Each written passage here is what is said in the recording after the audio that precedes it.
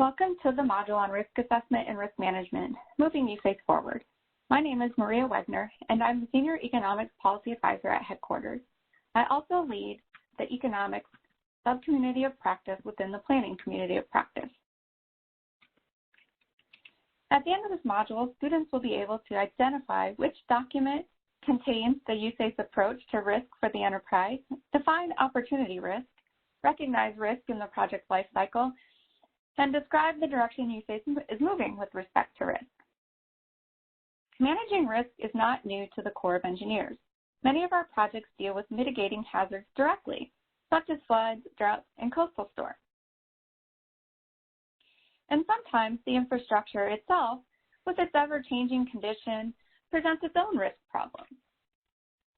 This could include what happens when other people utilize our projects, and consequences or the benefits achieved as a result of projects may change over time. The Corps of Engineers has historically relied on engineering solutions to manage risk. Knowledge uncertainty was managed primarily through deterministic decision-making methods, using design flows, levels of protection, factors of safety, and design standards. Shown here on the slide are the covers of design manuals that are used to carry out our projects. However, the devastation in New Orleans, when the levees and flood walls failed before their design load or the load was exceeded, has forced the Corps to re-examine the traditional approach for addressing risks. Hurricane Katrina and its consequences solidified the need to move away from mostly deterministic methods and presumed safety towards risk analysis. That is risk assessment, risk management, and risk communication, and to be explicit about it. USACE has further expanded its risk focus to include enterprise risk management, which can be found in DPM 2020-04, Risk-Informed Decision-Making for Program and Project Delivery. But risk is not just about the bad things that can happen. The risk in the risk framework applies when desired gains are uncertain. A lot of what the Corps does is about getting a return or a gain, restoring wetlands, reducing flood damages, and realizing transportation cost savings. The term for this is opportunity risk. The Corps is also moving to assessing the risks of achieving different planned outcomes. So we have the standard economic assessments with both costs and benefits being assessed with the associated uncertainties, and these assessments are incorporated into the models we use. But the same principles and the same approach applies to other types of planned outcomes. For example, in ecosystem restoration, a similar assessment can be done. We can look at the habitat units, their likelihood of success or not, and the type of outcomes that will present themselves. And just as important, when the assessment demonstrates that outcomes are uncertain, especially when they are very uncertain, is to use monitoring and adaptation to increase the certainty of achieving any intended outcomes. The Corps has also explored the use of decision making under uncertainty approaches such as regret and premise set.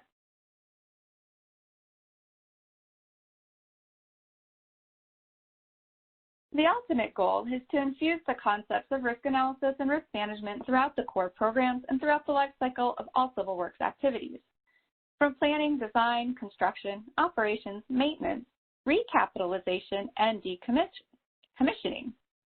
In other words, it can apply to everything we do.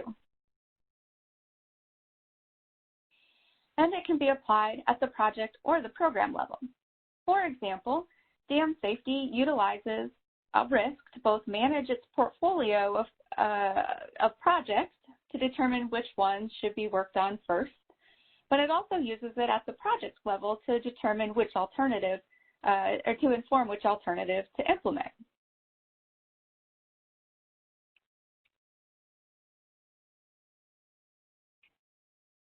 Costs have always been known to be uncertain. Contingencies used to account for uncertainty in the past and in the present. However, this still resulted in inaccurate cost estimates. Quantitative cost risk assessment is now required for all large projects. This analysis helps to reveal the exposure to cost overruns and helps manage costs and schedules as we go to implement projects. Major rehabilitation is another area where risk can be used. Here, we use, we use the benefit cost analysis framework that we use in planning studies and apply it equivalently to existing infrastructure to determine the timing and the values of those projects when we need to make replace components or to rehabilitate the project. Mostly we're out to determine an economically efficient rehabilitation strategy commensurate to the value of that project to the nation. And that may differ between the alternatives based on the risk, the monetary values, and the timing of when we would want to make those improvements. Essentially, we want to get the most out of what's there before we invest a large sum of money to improve upon it.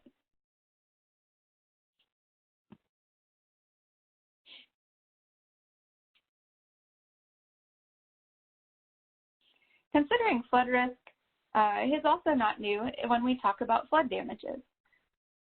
We emphasize the variability in flows, and flood damage analysis added uncertainty in the benefits and project performance in 1994. We didn't really generate, and we still don't generate or use all the information about flood risk for decision making. However, we can use the information to help guide our planning and our evaluation.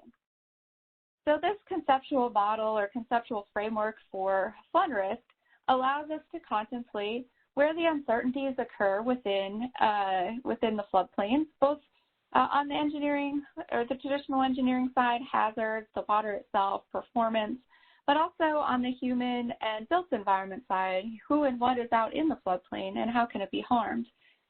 And in some cases, how susceptible to harm. So if we have elevated structures, for example, along the coastline, they're less susceptible to harm than a structure that is built slab on grade. As I mentioned, some of this conceptual framework lends itself more towards engineering solutions, whereas others lend themselves more towards non-structural or adaptation types of solutions.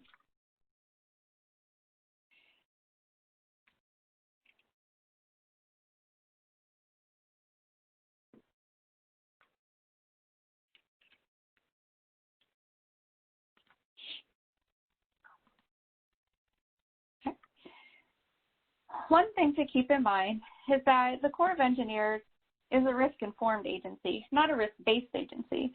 That means that risk and any single type of consequence that we are assessing is only one part of the decision-making process. For example, the recent Comprehensive Benefits Memorandum or Policy Directive issued by the Assistant Secretary of the Army for Civil Works directs the agency to evaluate project effects across all the benefit categories. So if we don't have the same level of detail of information, we may be using other criterion to help us make the decision. That could include affordability from our partners, or if there's a locally preferred plan, where the risk itself may not be defining the decision, but it certainly is informing it. The Corps is committed to the expanded use of risk analysis in managing risk. The Corps acknowledges its uncertainties due to natural variability and the lack of knowledge, and also recognizes the collaborative nature of risk. And we are working to improve our assessment, communication, and management of risk with this in mind. And of course, the agency has about 35,000 people and 38 offices, so doing so and affecting change takes a little time.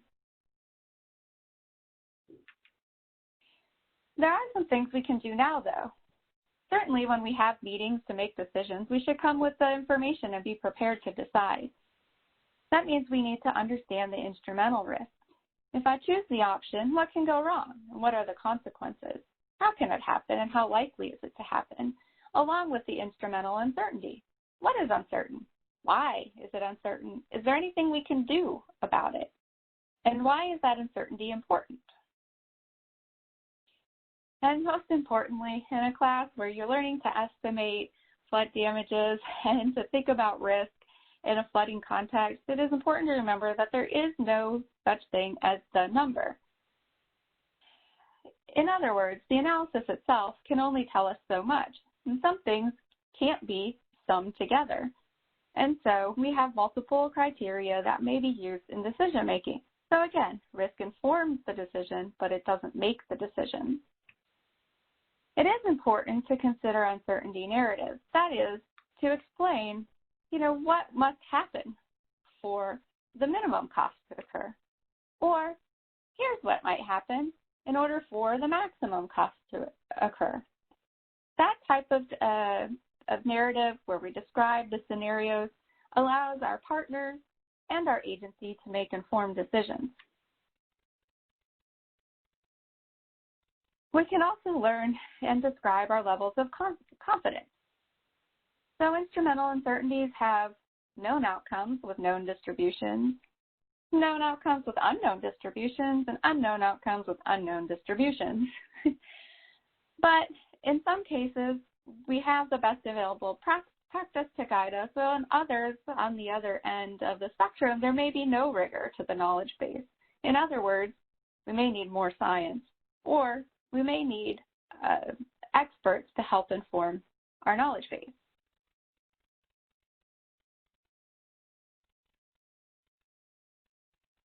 And then we need to decide at the right time. Having all of the information on day one is really impractical. We don't have enough money, we don't have enough time to gather all of the information. So we try to reduce the uncertainty strategically by looking for what we need to know to make the next decision. And in some cases, we may decide that further uncertainty reduction won't change the decision. So maybe what we have is good enough.